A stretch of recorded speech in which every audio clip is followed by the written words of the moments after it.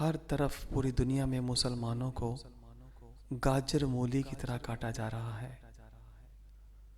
کتنی افسوسناک اور حیرت ناک بات ہے کہ مسلمان جو کروڑوں کی تعداد میں پوری دنیا میں ہیں، آج ان کی طاقت آقا دو جہاں صلی اللہ علیہ وآلہ وسلم کے فرمان عالی شان کے عین مطابق بالکل روز روشن کی طرح آج صاف اور واضح ہمیں دکھنے کو مل رہی ہے کہ مسلمان لاکھوں کروڑوں کی تعداد میں ہیں، مگر آج ان کی طاقت وہ بالکل ایسی ہے جیسے سمندر کی جھاگ ہوتی ہے نا۔ آقا دو جہاں صلی اللہ علیہ وآلہ وسلم کی حدیث مبارکہ کا جو مفہوم ہے کہ آپ نے فرمایا کہ اس وقت مسلمانوں کا کیا حال ہوگا جب کفار اس پر ایسے ٹوٹ پڑیں گے جیسے بھوکھا دسترخوان پہ۔ تو صحابہ کرام نے پوچھا یا رسول اللہ صلی اللہ علیہ وآلہ وسلم کہ ہم اس وقت تعداد میں بہت تھوڑے ہوں گے؟ تو سرکار دو جہاں صلی اللہ علیہ وآلہ وسلم نے فرمایا نہیں، تم لوگ تعداد میں بہت زیادہ ہوں گے، مگر تمہارے درمیان تم لوگوں کے اندر ایک بیماری پھیل جائے گی، ایک بیماری پیدا ہو جائے گی، وہن کی بیماری۔ جان نثاران صحابہ کرام رضوان اللہ اجمعین نے پوچھا یا رسول اللہ صلی اللہ علیہ وآلہ وسلم وہن کیا، وہن کی بیماری کیا ہے؟ تو پیارے نبی صلی اللہ علیہ وآلہ وسلم نے فرمایا دنیا کی محبت اور موت سے نفرت۔ جی ہاں ساتھیو، آج بالکل یہ حدیث مبارکہ ہماری زندگیوں میں بالکل پوری ہو چکی، اور ہمیں ہر طرف مسلمان جو پٹ رہے ہیں، عزتیں لٹ رہی ہیں، بچے بے دردی کے ساتھ قتل کیے جا رہے ہیں، اور مسلمان اتنے بڑے مسلمان تعداد میں ہر طرح کی طاقت رکھتے ہوئے بھی کچھ نہیں کر پا رہے۔ تو بالکل آج ہمارے پیارے نبی صلی اللہ علیہ وآلہ وسلم کی اس حدیث مبارکہ کا مکمل ہونا ہماری زندگیوں میں ثابت ہوا کہ اتنا کچھ ہونے کے باوجود ہم اپنے مسلمان بھائیوں کی مدد نہیں کر سکتے۔ ہمارے سامنے وہ بے دردی کے ساتھ قتل کیے جا رہے ہیں، مگر ہمارے اندر جو بیماری پیدا ہو چکی، دنیا کی محبت اور موت سے نفرت، یقیناً یہ اس کی بنیادی وجہ ہے۔ اور اب یہ بیماری پیدا کس وجہ سے ہوئی؟ آئیے تھوڑا سا اس طرف بھی توجہ کرتے ہیں۔ دیکھیں، ہمارے پیارے نبی صلی اللہ علیہ وآلہ وسلم جو قیامت تک کے مسلمانوں کے لیے رحمت بن کر آئے، بلکہ دونوں جہانوں کے لیے رحمت اللہ تعالیٰ نے بنا کر کے مبعوث فرمایا۔ آپ کی تعلیمات، جی ہاں ساتھیوں، آپ کی تعلیم، آپ کی تعلیمات، آپ کی سنت، آپ کا ہر عمل قیامت تک کے مسلمان کے لیے رحمت ہے۔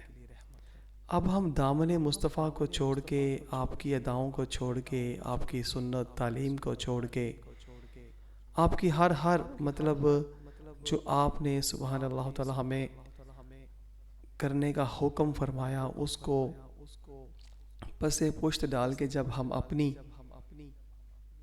اللہ اور اللہ کے پیارے نبی صلی اللہ علیہ وسلم کے مقابلے میں اپنی سوچ کو لے آئیں گے، اپنی عقل کو لے آئیں گے، تو پھر یہی ہوگا نا جو آج ہو رہا ہے۔ جب کافروں کی تعلیم لیں گے، جانوروں کی تعلیم لیں گے، کافروں کی تہذیب اپنائیں گے، جانوروں کی تہذیب اپنائیں گے، تو یقیناً پھر ہمارے اندر تو مسلمانوں والی باتیں نہیں رہیں گی، اور جو کافروں کی تعلیمات ہیں، جو کافروں کی تہذیب ہے، جو ان کے فکر و عمل ہے، وہ تو دنیا تک محدود ہے، وہ تو دنیا کو جنت بنا رہے ہیں، اور موت سے یقیناً وہ بھی ایسے ہی نفرت کرتے ہیں کہ جتنا ہو سکتا ہے وہ زندگی کو انجوائے کریں، جئیں، کھائیں پئیں، جو آزادانہ جو چاہے کریں۔ تو ہم نے جیسے ہی ان کی تعلیم پائی، ہمارے اندر بھی ان کی خصلتیں پیدا ہو گئیں۔ ہمارا کھانا پینا، اٹھنا بیٹھنا سونا، ہر عمل میں جب ہم ان کی نقل کریں گے تو یقیناً نتائج ایسے ہی نکلیں گے جو آج ہمارے سامنے موجود ہیں۔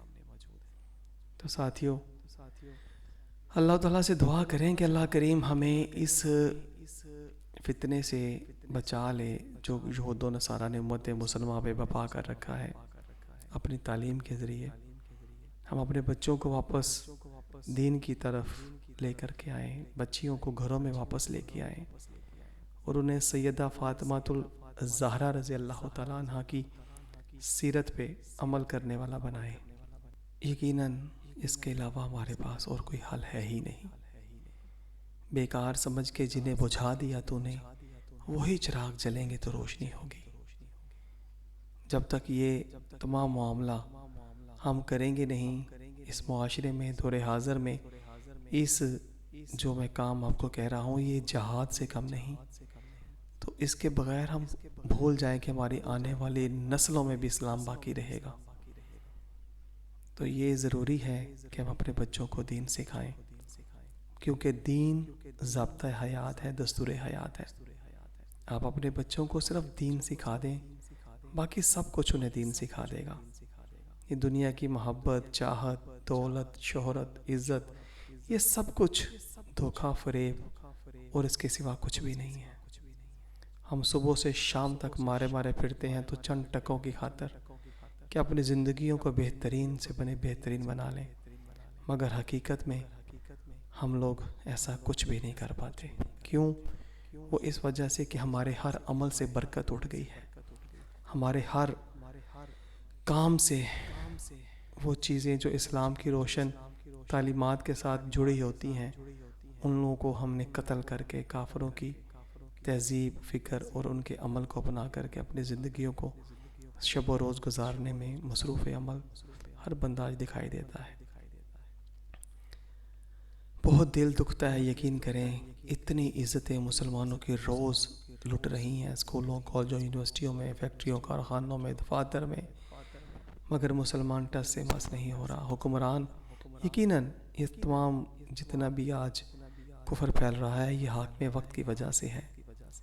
حاکم وقت جو چاہے کر سکتے ہیں، ہر طرف سے جہاں چاہے جو بھی حکم جاری کر کے اس پہ عمل درآمد کرا سکتے ہیں. مگر پوری دنیا میں مسلمان حکمران جب وہ کچھ نہیں کر پا رہے تو پھر سمجھ لینا چاہیے کہ ہم لوگ بالکل جو ہے وہ قرب قیامت سے گزر رہے ہیں اور پتہ نہیں کب اللہ تعالیٰ کا عذاب ہمیں آ لے. تو اس لیے ساتھیوں اللہ تعالیٰ سے دعا کریں کہ اللہ کریم ہمیں دین حق پر چلنے والا زندگی اسلام پہ گزر جائے ہماری، اور موت ایمان پر اللہ تعالیٰ میں عطا فرمائے. یہ دنیا ہماری منزل نہیں ہے. اللہ تعالیٰ ہمیں سمجھنے کی اور سمجھ کر عمل کرنے کی توفیق عطا فرمائے. آمین یا رب العالمین.